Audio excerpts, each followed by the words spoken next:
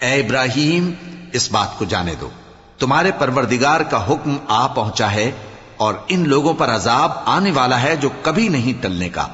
اور جب ہمارے فرشتے لوط کے پاس آئے تو وہ ان کے آنے سے غمناک اور تنگ دل ہوئے اور کہنے لگے کہ آج کا دن بڑی مشکل کا دن ہے۔ اور لوط کی قوم کے لوگ ان کے پاس بے تحاشا دوڑتے ہوئے آئے، اور یہ لوگ پہلے ہی سے انتہائی بیہودہ حرکتیں کیا کرتے تھے۔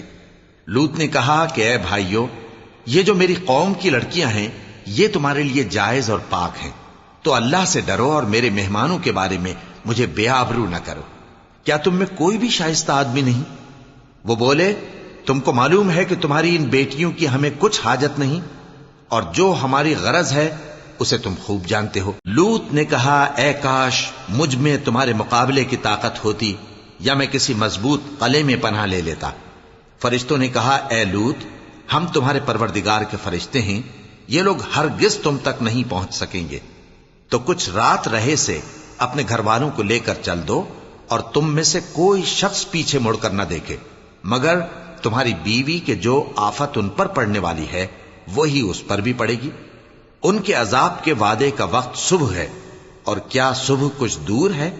پھر جب ہمارا حکم آیا، ہم نے اس بستی کو الٹ کر نیچے اوپر کر دیا، اور ان پر پتھر کی تہ بتہ کنکریاں برسائیں جن پر تمہارے پروردگار کے ہاں سے نشان کیے ہوئے تھے، اور وہ بستی ان ظالموں سے کچھ دور نہیں۔ اور مدین کی طرف ان کے بھائی شعیب کو بھیجا، تو انہوں نے کہا کہ اے قوم، اللہ ہی کی عبادت کرو کہ اس کے سوا تمہارا کوئی معبود نہیں، اور ناپ اور تول میں کمی نہ کیا کرو، میں تو تم کو آسودہ حال دیکھتا ہوں، اور اگر تم ایمان نہ لاؤ گے تو مجھے تمہارے بارے میں ایک ایسے دن کے عذاب کا خوف ہے جو تم کو گھیر کر رہے گا۔ اور اے میری قوم، ناپ اور تول انصاف کے ساتھ پوری پوری کیا کرو، اور لوگوں کو ان کی چیزیں کم نہ دیا کرو، اور زمین میں خرابی کرتے نہ پھرو۔ اگر تم کو میرے کہنے کا یقین ہو تو اللہ کا دیا ہوا نفع ہی تمہارے لیے بہتر ہے، اور میں تمہارا نگہبان نہیں ہوں۔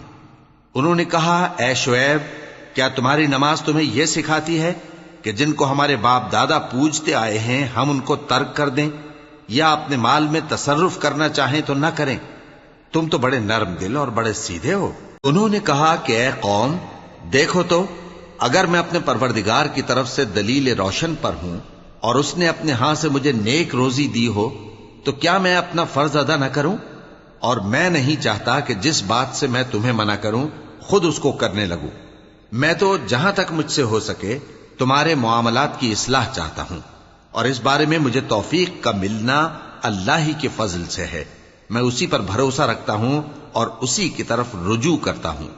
اور اے قوم، میری مخالفت تم سے کوئی ایسا کام نہ کرا دے کہ جیسی مصیبت نوح کی قوم یا ہود کی قوم یا صالح کی قوم پر واقع ہوئی تھی ویسی ہی مصیبت تم پر واقع ہو۔ اور لوط کی قوم کا زمانہ تو تم سے کچھ دور نہیں، اور اپنے پروردگار سے بخشش مانگو اور اس کے آگے توبہ کرو، بے شک میرا پروردگار بڑا مہربان ہے، بہت محبت کرنے والا ہے۔